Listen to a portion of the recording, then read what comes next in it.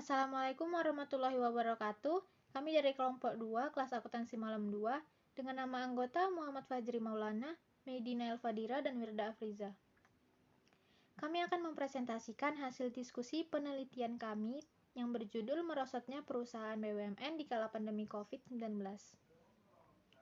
Pandemi COVID-19 memukul perekonomian Indonesia termasuk Badan Usaha Milik Negara atau BUMN. Salah satu dampaknya terjadi penurunan pendapatan yang hampir dirasakan oleh seluruh BUMN. Sebanyak 90% perusahaan mengalami penurunan pendapatan. Di sisi lain, hanya 10% perusahaan yang mengalami peningkatan pendapatan. Contoh dari perusahaan yang mengalami peningkatan pendapatan itu adalah perusahaan telekomunikasi, kesehatan, industri sumber daya alam dan makanan. Sebaliknya, perusahaan yang mengalami penurunan pendapatan adalah perusahaan penerbangan, kelautan, keuangan, dan perusahaan listrik. Dari sini dapat kita lihat betapa menurunnya pendapatan perusahaan BUMN akibat pandemi ini. Bahkan tidak sedikit perusahaan BUMN yang gulung tikar selama masa pandemi. Penurunan yang sangat signifikan ini membuat pemerintah dan pekerja BUMN menjadi resah. Hal ini sangat menyulitkan karena pemasukan negara semakin berkurang dan masyarakat lokal akan menambah jumlah pengangguran karena terjadi PHK secara besar-besaran. Contoh perusahaan yang terkena dampak COVID-19. Perusahaan yang mengalami penurunan pendapatan. Yang pertama ada PT Pertamina. PT Pertamina Persero mengalami kerugian pada semester 1 tahun 2020 sekitar 11,28 triliun.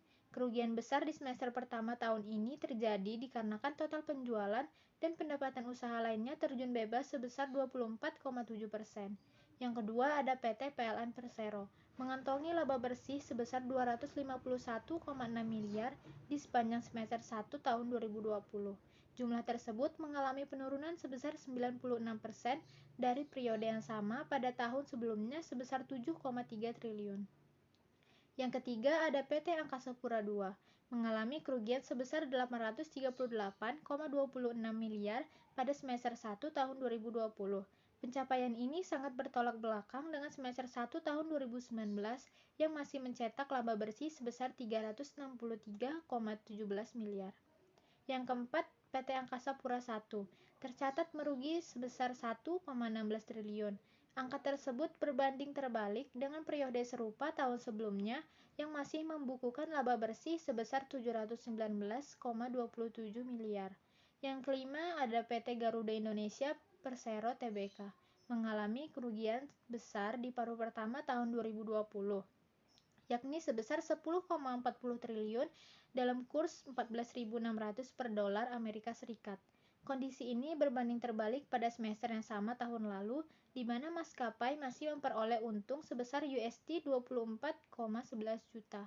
Menurunnya laba bersih tersebut sejalan dengan turunnya pendapatan usaha untuk penerbangan berjadwal dan tak berjadwal, yakni dari USD 2,19 miliar di semester tahun 2019 menjadi USD 917,28 juta pada semester pertama tahun ini. Perusahaan yang mengalami kenaikan pendapatan. Yang pertama ada PT Kimia Farma Persero Tbk dengan peningkatan pendapatan sebesar 3,6% diiringi peningkatan laba sebesar 1,72% menjadi 48,57 miliar. Yang kedua ada PT Jasa Armada Indonesia Tbk yang mencatat pertumbuhan pendapatan sebesar 3,42% dan pertumbuhan laba sebesar 8,52%. Yang ketiga ada Bank Mandiri. Meski turun tajam lebih dari 23% dari periode sama tahun sebelumnya, namun sepanjang semester 1 2020, Bank Mandiri masih mencatatkan laba bersih konsolidasi sebesar 10,29 triliun. Yang keempat ada PT Telkom Indonesia Persero Tbk, mencatat pendapatan konsolidasi sepanjang semester 1 2020 sebesar 66,9 triliun dengan laba bersih sebesar 10,99 triliun di tengah perlambatan ekonomi akibat pandemi COVID-19. Berikut adalah contoh grafik perusahaan yang terkena dampak COVID-19. Perusahaan yang mengalami penurunan pendapatan ada Pertamina, PLN, Garuda Indonesia, dan Angkasa Pura I dan II. Dari sini dapat kita lihat perusahaan yang mengalami penurunan pendapatan yang cukup besar ada PT Garuda Indonesia dan Angkasa Pura I dan II. Semakin sedikitnya orang-orang yang bepergian keluar rumah akibat pandemi ini, maka dari itu perusahaan tersebut mengalami penurunan pendapatan yang cukup besar. Selanjutnya, perusahaan yang mengalami kenaikan pendapatan. Ada PT Kimia Farma, PT Jasa Armada, Bank Mandiri, dan PT Telkom. Semakin banyaknya orang-orang yang hanya di rumah saja, tentunya mereka akan membutuhkan akses internet yang lebih besar. Maka dari itu, PT Telkom mengalami kenaikan pendapatan yang cukup besar. Assalamualaikum warahmatullahi wabarakatuh. Nama saya Wirda Afriza. Saya akan menjelaskan tentang upaya pemerintah dalam membantu meringankan beban perusahaan BUMN. Di mana di sini ada 4 upaya yang dilakukan pemerintah. Yang pertama adalah melakukan finalisasi pemetaan portofolio bisnis seluruh BUMN dan anak cucu usaha BUMN. Yang kedua adalah melakukan pemetaan BUMN berdasarkan portofolio bisnis. Pemetaan dilakukan berdasarkan parameter nilai ekonomi layanan publik. Yang ketiga adalah Kementerian BUMN memastikan semua karyawan BUMN mendapat perhatian yang serius. Karyawan BUMN akan menjadi bagian utama BUMN dalam menghadapi badai wabah COVID-19 ini. Yang keempat adalah Kementerian BUMN akan tetap melaksanakan proyek strategis dan fokus pada bisnis inti. Ini memberi alasan mengapa yang didahulukan adalah Garuda, Indonesia, dan Telkom. Keduanya berstatus perusahaan terbuka dan konsolidasi yang penting. Lalu di sini ada strategi bagi perusahaan BUMN di tengah pandemi, di mana ada 4 strategi yang dilakukan bagi perusahaan BUMN di tengah pandemi ini. Yang pertama, sesuai visi misi Presiden Joko Widodo, Menteri BUMN menjalankan reformasi birokrasi dengan tujuan mengurangi beban birokrasi yang panjang untuk BUMN. Lalu yang kedua adalah setelah langkah pertama yang diharapkan bisa rampung dalam tempo 6 bulan adalah restrukturisasi utang-utang BUMN. Menteri BUMN menyampaikan pihaknya akan memilah mana utang yang digunakan dengan benar dan mana utang yang disalahgunakan. Lalu yang ketiga adalah Kementerian BUMN akan mengembalikan lini bisnis inti perusahaan milik negara. Menteri BUMN mencontoh PT Pengembangan Armada Niaga Nasional atau Persero yang bergerak di bidang pembiayaan kapal, memiliki 2 hotel. Secara total terdapat pula sebanyak 22 perusahaan air minum yang berada di bawah BUMN. Lalu strategi yang keempat adalah pendiri Mahaka Group ini akan menjadi food, energy, and healthy security sebagai prioritas lebih jauh. Pengembangan BUMN ke depan tidak hanya di dalam negeri tetapi juga ke pasar global. Lalu dari uraian di atas dapat disimpulkan bahwa selama pandemi COVID-19 ini, beberapa perusahaan BUMN terkena dampak COVID, seperti PT Garuda Indonesia yang mengalami penurunan pendapatan dikarenakan semakin jarangnya orang-orang berpergian jauh. Namun tidak semua perusahaan BUMN juga mengalami penurunan pendapatan. Ada juga yang mengalami kenaikan, contohnya seperti PT Telkom Indonesia. Karena selama pandemi COVID-19 ini, semua kegiatan dilakukan secara offline atau daring. Maka banyak yang memasang internet wifi di rumah untuk mengakses internet dan orang-orang tentunya harus di rumah saja untuk mengurangi penyebaran rantai COVID-19 ini. Lalu pesan-pesan yang kami berikan terhadap situasi di masa pandemi ini adalah berdasarkan upaya pemerintah dan strategi bagi pelaku BUMN, diharapkan perusahaan BUMN yang mengalami penurunan pendapatan dapat melakukan strategi tersebut dengan baik agar tidak mengalami kerugian yang besar bagi perusahaan. Sekian dari kami, terima kasih atas perhatiannya. Assalamualaikum warahmatullahi wabarakatuh. Perkenalkan, nama saya Muhammad Fajir Maulana. Saya berasal dari kelompok 2, yaitu anggota saya ada Medina Elfadira dan Wirda Afriza. Jadi di sini kelompok saya akan menyampaikan materi atau hasil riset kami, yaitu mengambil judul tentang merosotnya perusahaan BUMN di kala pandemi COVID-19 ini. Nah, latar belakangnya itu perusahaan BUMN di negara kita ini sangat mengalami penurunan. Sebanyak 90% responden mengalami penurunan pendapatan. Dan di sisi lain hanya 10% perusahaan yang mengalami peningkatan pendapatan. Penurunan ini sangat signifikan membuat pemerintah dan pekerja BUMN menjadi resah. Hal ini sangat menyulitkan karena pemasukan negara semakin berkurang dan masyarakat lokal akan menambah jumlah pengangguran karena terjadi PHK besar-besaran di semua perusahaan. Tidak ada perusahaan BUMN, perusahaan-perusahaan kecil, UMKM juga mengalami penutupan toko mereka karena terjadi penurunan pendapatan di masa pandemi COVID-19 ini. Nah, ini ada contoh perusahaan yang terkena dampak COVID-19. Yang ini adalah contoh perusahaan yang mengalami penurunan pendapatan. Yang pertama itu ada PT Pertamina, yang seperti kita ketahui, PT Pertamina itu mengalami kerugian pada semester 1 tahun 2020 sekitar 11,28 triliun atau dalam persentasenya 24,7%. Ya, semakin banyak orang yang di rumah, jarang keluar rumah, mengakibatkan orang jarang mengisi bahan bakar kendaraan mereka. Ini mengakibatkan PT Pertamina mengalami penurunan yang sangat signifikan. Kemudian yang kedua ada PT PLN. PT PLN juga mengalami penurunan yang sangat besar, yaitu sebesar 96% penurunannya atau 7,3 triliun. Nah, ini faktornya yaitu ketika kita berada di rumah, banyak sekali banyak listrik yang kita gunakan justru ketika kita berada di kantor. Misalnya kalau kita di rumah kan yang kita gunakan hanya lampu atau chargeran untuk ngisi baterai handphone karena kita sering bermain gadget, kipas angin dan alat-alat yang menggunakan daya listrik kecil. Berbeda dengan ketika kita berada di kantor, karena kalau kita di kantor kan justru listrik alat-alat yang menggunakan listrik itu menggunakan daya listrik yang sangat besar. Contohnya aja lampu aja ketika siang hari kalau kita berada di kantor itu tetap menyala. Belum lagi alat-alat besar lainnya yang menggunakan daya listrik yang cukup besar. Hal ini mengakibatkan PT PLN juga mengalami penurunan. Kemudian yang ketiga itu ada Angkasa Pura I, Angkasa Pura II, dan PT Garuda Indonesia.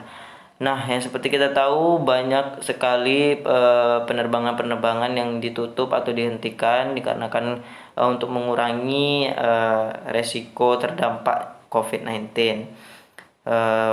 Ini juga untuk mengurangi penyebaran virus corona tadi. Contohnya ada PT Garuda Indonesia ini sebagian karyawannya ada yang bukan sebagian tapi justru sangat banyak ya karyawan-karyawan dari PT Garuda Indonesia ini yang mengundurkan diri dikarenakan upah yang mereka harus dapatkan setiap bulan itu tidak dibayarkan. Yaitu tadi banyak karyawan-karyawan yang lebih memilih pensiun dini ketimbang harus bertahan di PT Garuda karena gajinya tidak dibayarkan. Nah, ini tidak hanya perusahaan BUMN yang mengalami penurunan pendapatan, ada juga perusahaan BUMN yang mengalami kenaikan pendapatan. Yang contoh yang pertama itu ada PT Kimia Farma Apotik. Nah, di kala pandemi ini kita justru banyak masyarakat yang menyediakan membeli atau menyetok masker di rumahnya atau obat-obat vitamin C untuk menambah imun tubuh. Nah, ini merupakan suatu keuntungan bagi PT Kimia Farma bisa mengalami kenaikan pendapatan. Yang kedua itu ada PT Jasa Armada Indonesia. Nah, PT Jasa Armada Indonesia ini salah satu PT yang bergerak di bidang kelautan. Ketika kita banyak berada di rumah, justru kita mungkin banyak membeli barang-barang melalui gadget online. Nah, banyak sekali pengiriman barang itu dilakukan menggunakan transportasi laut ketimbang udara, yaitu dikarenakan transportasi udara jauh lebih mahal ketimbang transportasi laut. Hal ini justru dapat dimanfaatkan oleh PT Jasa Armada, yaitu dapat mendapatkan keuntungan cukup besar di masa COVID-19 ini. Yang ketiga itu ada PT Bank Mandiri. PT Bank Mandiri ini juga bank yang merupakan salah satu bank cukup konsisten dalam menjaga labanya agar tetap stabil di masa pandemi ini. Banyak sekali bank-bank BUMN yang mungkin tidak terlalu jauh, tidak terlalu terjun bebas kenaikan pendapatannya, tapi ya adalah bank-bank di Indonesia yang mengalami penurunan tapi tidak terlalu terjun bebas, yaitu contohnya ada Bank BRI dan Bank BNI juga mengalami penurunan. Bank BRI itu karena saya adalah salah satu karyawan BUMN, saya juga mengalaminya. Ada penutupan di beberapa kantor-kantor kecil BRI untuk mengurangi pengeluaran perusahaan. Jadi itu salah satu langkah juga bagi Bank BRI untuk menstabilkan perekonomian di perusahaan. Yang keempat itu ada PT Telkom Indonesia. Nah, PT Telkom Indonesia ini mendapatkan konsolidasi sepanjang semester 1 2020 sebesar 66,9 triliun dengan laba bersih sebesar 10,99 triliun. Kenapa PT Telkom Indonesia termasuk salah satu perusahaan yang mengalami kenaikan? Ya karena itu kita berada di rumah terus, akhirnya kita banyak menggunakan gadget, banyak menggunakan kuota internet. Hal ini justru menambah pemasukan, menambah pendapatan bagi PT Telkom Indonesia. Banyak orang-orang yang justru sekarang memasang wifi di rumahnya untuk menghemat pengeluaran kuota bulanan, jadi menggunakan wifi kan jauh lebih murah, tapi justru ini merupakan salah satu hal bagus bagi PT Telkom Indonesia. Nah, ini ada grafik contoh grafik dari perusahaan yang terkena dampak COVID-19. Itu perusahaan mengalami penurunan pendapatan, perusahaan mengalami kenaikan pendapatan. Itu tadi perusahaan yang mengalami penurunan pendapatan itu yang sangat jelas, yaitu PT Pertamina dan PT PLN. Ini dua perusahaan yang mengalami penurunan yang sangat pesat sekali, terjun bebas mereka di kala pandemi ini. Dan ini ada perusahaan yang mengalami kenaikan pendapatan, yaitu ya jelas PT Telkom memuncaki jumlah pendapatan di kala pandemi COVID-19 ini cukup besar, dikarenakan kita selalu berada di rumah, selalu bermain handphone, membutuhkan kuota internet yang banyak. Ya, jadi PT Telkom meraih untung besar-besaran malah di masa COVID-19 ini. Nah, ini ada upaya dari pemerintah dalam membantu memerangi beban perusahaan BUMN. Yang pertama itu melakukan finalisasi pemetaan portofolio bisnis seluruh BUMN dan anak cucu usaha BUMN. Yang kedua, melakukan pemetaan BUMN berdasarkan portofolio bisnis. Pemetaan dilakukan berdasarkan parameter nilai ekonomi layanan publik. Maksudnya ini adalah pemetaan perusahaan BUMN ini ada contoh yang seperti saya bilang tadi, ada kantor BRI, kantor anak BRI itu yang sebagian ada yang tutup untuk mengurangi pendapatan, dan kemudian ada PT Bank BNI juga melakukan penggabungan beberapa kantor mereka untuk mengurangi pengeluaran kantor yang cukup besar. Jadi Bank BNI itu ada menyatukan kantornya supaya pengeluaran mereka tidak terlalu besar. Jadi ini dapat menstabilkan perekonomian perusahaan. Kemudian ada Kementerian BUMN memastikan semua karyawan BUMN mendapatkan perhatian yang serius. Karyawan BUMN akan menjadi bagian utama BUMN dalam menghadapi badai wabah COVID-19. Nah, karena terjadi penggabungan atau penutupan beberapa perusahaan BUMN, ini mengakibatkan perusahaan harus mensortir beberapa karyawan yang pantas untuk dipertahankan dan karyawan yang terpaksa harus dikeluarkan. Ya, ini tadi perusahaan melihat kembali mana karyawan-karyawan yang memiliki potensi tinggi untuk dipertahankan dan mana yang harus terpaksa dikeluarkan demi kelangsungan kestabilan keuangan perusahaan. Setelah itu, Kementerian BUMN akan tetap melaksanakan proyek strategi dan fokus pada bisnis inti. Nah, salah satu bisnis inti di perusahaan ini, di perusahaan BUMN, yaitu ada PT Garuda Indonesia dan PT Telkom. Kenapa PT Garuda dan PT Telkom? Yaitu tadi jika penerbangan kembali dibuka, maka turis-turis akan datang dan berwisata ke beberapa tempat di Indonesia. Hal ini juga kan dapat menguntungkan bagi Indonesia jika banyak turis yang datang ke Indonesia, karena mereka merupakan salah satu pengunjung yang menghasilkan pendapatan cukup besar di Indonesia. Nah, kenapa PT Telkom? Ya itu tadi, karena di zaman sekarang ini banyak sekali masyarakat yang menggunakan teknologi, menggunakan gadget. Ya ini justru butuh sekali kuota internet. Nah, jadi dua perusahaan inilah yang menjadi tombak BUMN agar cepat kembali pulih, yaitu untuk PT Garuda, dan untuk PT Telkom terus sekali mengembangkan produk-produk baru yang dapat dijual di masa pandemi ini. Nah, ini ada strategi bagi perusahaan BUMN di tengah pandemi. Yang pertama, sesuai visi dan misi Bapak Presiden kita, Bapak Joko Widodo, Menteri BUMN menjalankan reformasi birokrasi dengan tujuan mengurangi beban birokrasi yang panjang untuk BUMN. Dan yang kedua, setelah langkah pertama yang diharapkan bisa rampung dalam tempo 6 bulan, adalah restrukturisasi utang-utang BUMN. Menteri BUMN menyampaikan pihaknya akan memilah mana utang yang digunakan dengan benar dan mana utang yang digunakan kurang tepat. Ya seperti itu. Yang ketiga, ada Kementerian BUMN akan mengembalikan lini bisnis inti perusahaan milik negara. Menteri BUMN mencontoh PT Pengembangan Armada Niaga Nasional Persero yang bergerak di bidang pembiayaan kapal, memiliki 2 hotel.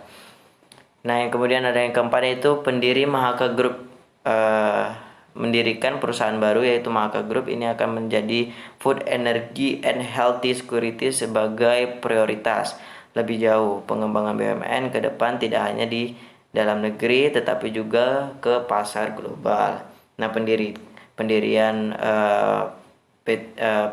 Mahaka Group ini diharapkan dapat mengembalikan perekonomian, karena perusahaan ini tidak hanya bergerak di dalam negeri, tetapi juga diharapkan dapat bergerak cukup baik di luar negeri, di pasar global.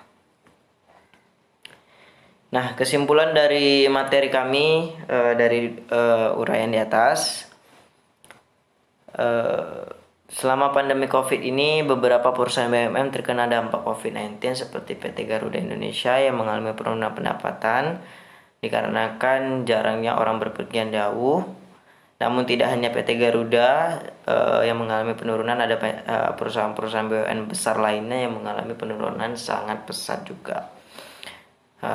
Dan namun tidak semua perusahaan BUMN mengalami penurunan pendapatan. Ada juga perusahaan BUMN yang mengalami peningkatan pendapatan, seperti contoh tadi PT Telkom yang mengalami peningkatan yang sangat luar biasa walaupun di masa pandemi COVID-19 ini. Itu tadi dikarenakan banyak yang memasang wifi di rumah untuk mengakses internet, dan orang-orang tentunya harus di rumah saja untuk mengurangi penyebaran rantai COVID-19 ini. Nah, ini ada saran dari kami untuk perusahaan BUMN di situasi di masa pandemi COVID-19 ini. Berdasarkan upaya pemerintah dan strategi bagi pelaku BUMN, diharapkan perusahaan BUMN yang mengalami penurunan pendapatan dapat melakukan strategi tersebut dengan baik agar tidak mengalami kerugian yang besar bagi perusahaan. Nah, diharapkan tadi perusahaan BUMN yang sangat mengalami penurunan dapat menjalankan strategi-strategi yang kami sebutkan tadi dengan baik, sehingga mereka dapat cepat memulihkan keuangan di perusahaan mereka. Nah, mungkin itu saja yang bisa kelompok kami sampaikan. Mohon maaf jika ada kesalahan penyampaian kata atau penyampaian informasi. Semoga video yang kami buat ini dapat memberikan sekurang-kurangnya sedikit manfaat kepada teman-teman, menambah informasi dan wawasan kepada teman-teman. Nah, sekali lagi saya pribadi dan kelompok saya meminta maaf jika ada banyak kurangnya ya kayaknya ini, banyak kurangnya dalam penyampaian informasi atau kata. Mungkin itu saja yang bisa saya sampaikan. Saya akhiri dengan wabillahi taufiq wal hidayah. Assalamualaikum warahmatullahi wabarakatuh.